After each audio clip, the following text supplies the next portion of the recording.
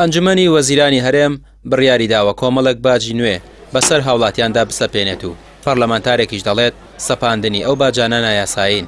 بڕیارە باجی کارتی ئینتەرنێت بە ڕێژەی 120 کە بۆ هەر کاتێک بڕی 3000 دیناری بچێتە سەر و پسولەی نەخۆشخانە تایبەتەکان زیاتر بکرێت و باج لەسەر ئۆتۆمبیلی تایبەت و خواردن و خزمەتگوزارە گشتیەکانیش دابدرێت.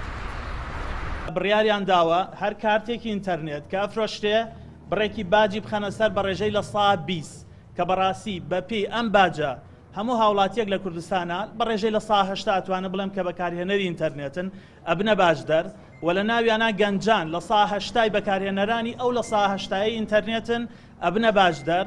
باجێکی تر باجی ڕاستەوخۆی وەسڵی سەر نەخۆشخانەکانە، باجی ڕاستەوخۆی سەر خواردن و خزمەتگوزاری گەشتیاریەکان کە ساڵی پار سەپاندیان تا ئێستا 7 خواردنگە و چێشتخانە و هۆتێل و مۆتێل پێوەی پابند. باجی سەر ئۆتۆمبیلی تایبەت کە تا ئێستا جێبەجێ نەکراوە بەڕاستی ئەم باجانە زۆر سەیر و سەمەرەن و هیچ پاڵپشتێکی یاساییان نییە. کاتێک پرسیارەکەی تەنها بڕیارێک هەیە لە ئەنجومەنی وەزیران لە کاتێکا بەپێی دەستور نابێ باج بسەپێنرێ، نابێت کەس لە باج لێخۆشببوونی بۆ بکرێ ئللا ئەبێ یاسایەک هەبێ بەڕوونی ئەو باجی دیاری کردبێ ڕێژەکەی بڕەکەی چۆنیەتی وەرگرتنەکەی وە میکانیزمەکەی.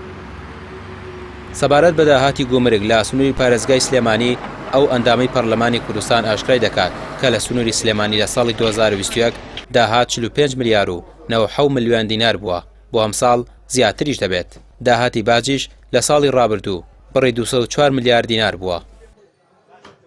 هاتن ڕێکەوتنێکیان کردو بە ناوی لە 143 بە 57 ئەبێ لە سنووری پارێزگای سلێمانی هەڵەبجە گەرمیان ڕاپەڕین بە ڕێژەی لە 143 تەکمیلەی موچە بکە کە نزیکەی 120 ملیار دینارە بێجگە لەو پارەی کە بۆ لە نەوتەوە بۆ موچە تەرخانەکرێت کە مانگانە نزیکەی 700 ملیاردی هەیە. سەرجەم داهاتی گومرگ لە سنووری پارێزگای سلێمانی هەڵەبجە گەرمیان ڕاپەڕین مانگانە 45 ملیار و 97 ملیۆن دینارە. ئەمە ڕقمی حکومەت خۆیەتی بەڕسمی تێکڕاهی ساڵی پار و بەدڵنیایەوە ئەم ساڵ داهاتەکە گەر زیاد نەکا کەم ناکە. ئەوە تەنها لە گومرگەوە 45 ملیار دینار. داهاتی باج لە سنووری هەڵەبجە سلێمانی گەرمیان ڕاپەڕین مانگانە 7 ملیار دینارە.